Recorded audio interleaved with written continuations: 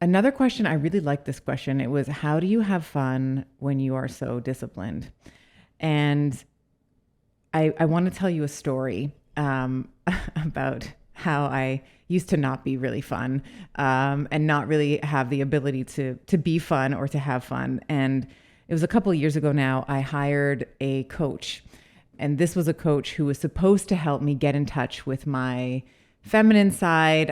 I've recognized for many years that I am very much a type A personality, very driven, all the accolades, all the success, all of those things that really give me that dopaminergic rush when I achieve something. And like many type A personalities, probably I don't, maybe a little pathologized, like maybe more to the extreme, to the point where my softness, there was a point where I recognized, I was like, I can't remember the last time that I cried. Like it had been years that I had just allowed for that release.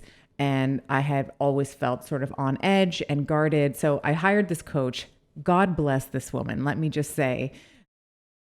So after a couple of sessions with her, she probably, in all of her wisdom, now I'm looking at this in hindsight, hindsight's always 2020, but at the time, she said, what I think is going to be really helpful for you is if you take a piece. So in between our calls, so we'll meet next week, but in between our calls, like at some point this week, what I want you to do is I want you to take a piece of chocolate from your favorite chocolate, that you like to eat. And I want you to just take a square and let it melt in your mouth and just savor it. And, you can come back next week with any observations and any thoughts that you have around this exercise. Well, let me tell you, ladies, that I was so angry and furious that she had given me this ridiculous and inefficient exercise. Like what in my state at the time, I was like, what the hell is this have to do about anything? Why do I need to inefficiently just sit there while the damn chocolate melts in my mouth? Why can't I just chew it and get on with it, right? So what do? I fire her. I'm like, you know what? I don't think that this is the right fit.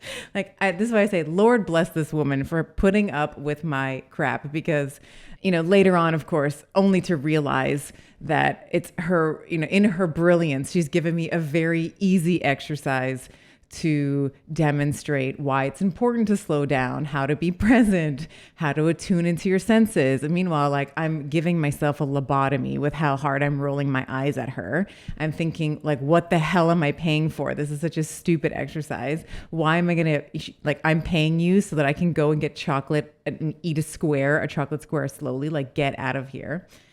Anyway, so I share that story with you in vulnerability in a way, but also because it is a learned skill for someone like me to be able to savor the bliss and to be able to hold on to it. So am I the person that can just leisurely sit with chocolate and let it melt in her mouth effortlessly with grace and ease now? No, but I am orders of magnitude better than I was when I had hired that coach. So I have really leaned into the idea of, yes, I can be very driven and I can be very successful by working hard and being proud of my work. And I will also really slow down. So some of the things that I do right now, to answer your question, how do you have fun when you're so disciplined? I usually stop working at about 3:00 every day. And that coincides with when my children are done school, and I will basically get soccer balls kicked at my head for a couple hours, or we'll go play basketball, or, help them with their homework. Like that for me is a lot of fun, to be able to spend time with my boys. And, even in this sort of post-wedding blissful time, for me, it's the little moments that I have with Giovanni. So, we're having really a lot of fun just saying husband and wife to each other, like, wow, hi husband, hi wifey. So we're having a lot of pleasure and a lot of joy out of, being officially married now. And I was telling this to a friend earlier this week, and I'll share with you as well. My feelings for him have changed. It's so, I don't know if anyone else can relate to this. I've been with Giovanni now for, gosh, maybe 6, 7, maybe even longer, maybe 7 years at this point. And have known, you in 7 years, you see the good, you see the bad, you see all the things, right? And my love for him inexplicably, or maybe explicably, has changed. It's deeper.